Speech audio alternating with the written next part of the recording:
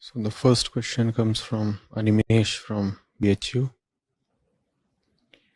Sir, I have observed that I have been living my life to impress other people.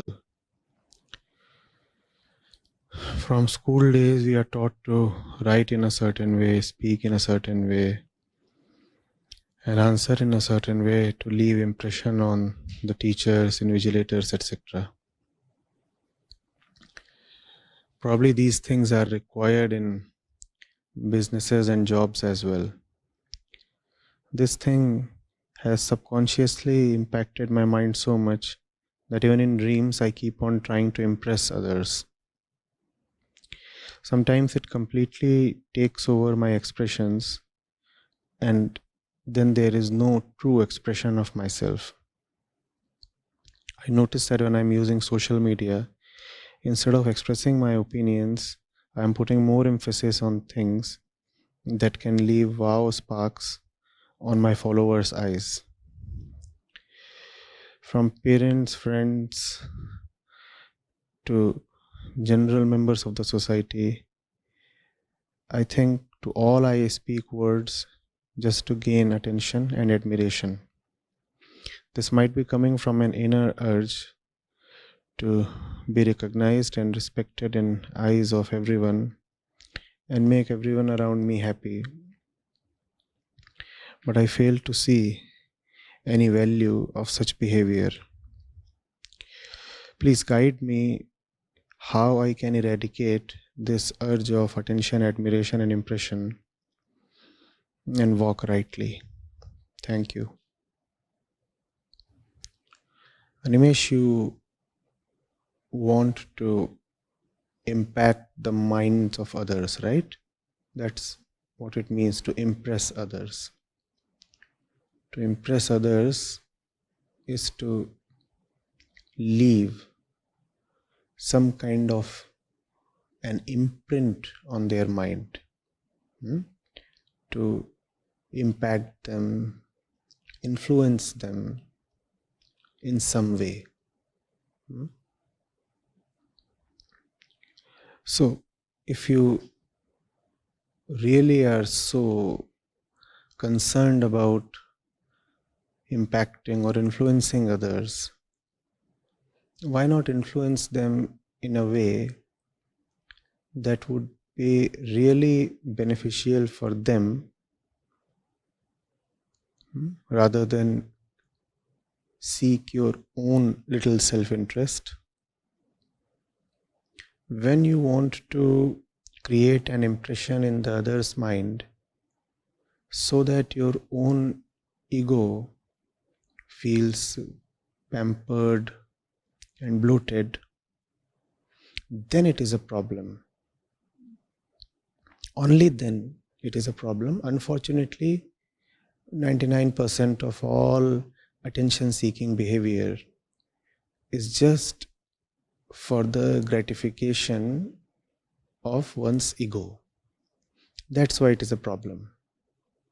Otherwise, if you look at the great people in so many fields of human life, you'll find that often they have either consciously or inadvertently created great impressions on others' minds. Sometimes their objective is just to be fully immersed in their own work, and this work that they are doing, when it comes to light publicly, is greatly admired and appreciated by the people at large.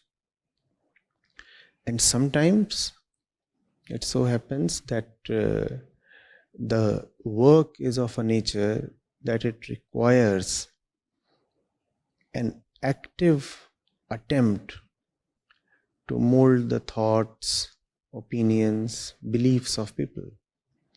That is obviously a blessing to all concerned.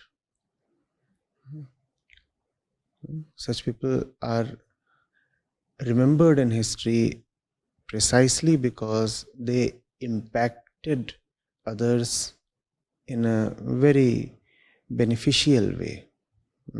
So now your question has taken a certain nuance. It is not as if impressing others per se is a problem. The question is, why exactly do you want to reach out to the minds of others? And here we are finding out two separate reasons that need to be seen very differently. The usual prevalent reason is, I impress you so that I feel good about myself. Why do I need to impress you? Because I'm not sure of my own self-worth. I'm not convinced about who I am. Since I'm not convinced of myself, therefore I require your ratification to feel a little more certain, a bit more secure. That's the usual reason why we are so attention hungry. Needless to say, this kind of attention seeking behavior is good neither for the one seeking attention nor for the one giving attention. So keep your little self aside and see how you can very positively, just to use the common word, impact the lives of others. Maybe you will begin with a desire to get value and appreciation from them.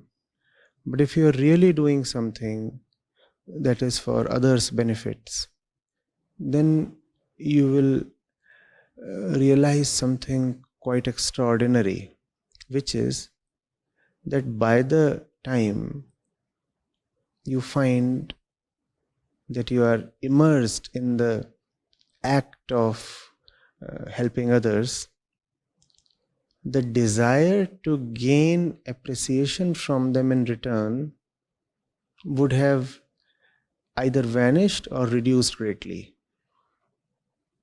Getting it? Such is the nature of selfless work.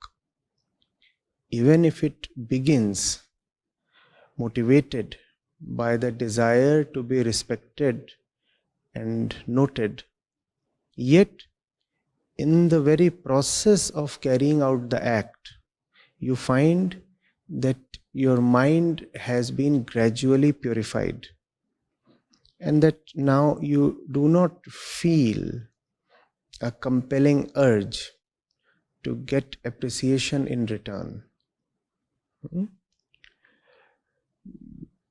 Some of the best known names in history to whom humanity remains perpetually grateful have been people who have impressed others. I understand, but that you would not want to call a Krishna or a Buddha an impression maker. But please do see that they surely occupy a very central and a very indelible place in the minds of billions. So if you indeed have to have a place in others' minds, why not have a place like that? Enter others' lives not as an exploiter, not with violence, not with the motive to extract something from them, enter others' lives with a great assurance that there is nothing much that you want from them except their own welfare. That is a great way to relate with others. And you see, in every relationship, there is going to be mutual impression creation. It is not possible to relate to something or somebody and not have some change in your mind. Every relationship impacts you in a certain way. In other words, every relationship impresses you in a certain way. So, if impression making has to inevitably happen, why not make it happen in the most pious and auspicious way possible for yourself and for others? The fundamental thing to be remembered is there is nothing that others can give you by way of their admiration. Nothing. If you are an admiration seeker, you are already a bit inferior, incompetent, incomplete in your own eyes. In such a scenario, how far can others help you? So drop the hope that a person who is not all right in his own eyes can start feeling better just because he has tricked others into having a good or grand image of himself. Won't work. Far better it is to approach others with an inner assurance and completeness, not with the idea that the other will be able to provide something to you that will bring richness or self-respect to your life.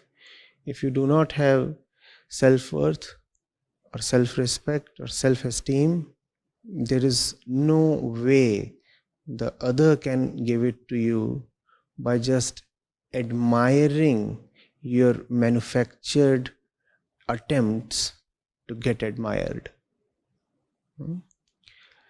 The other may not know what he is admiring you for, but for sure you do know that what you are getting from him is just due to your well thought out and shrewdly crafted attempt at gaining his mind space and attention.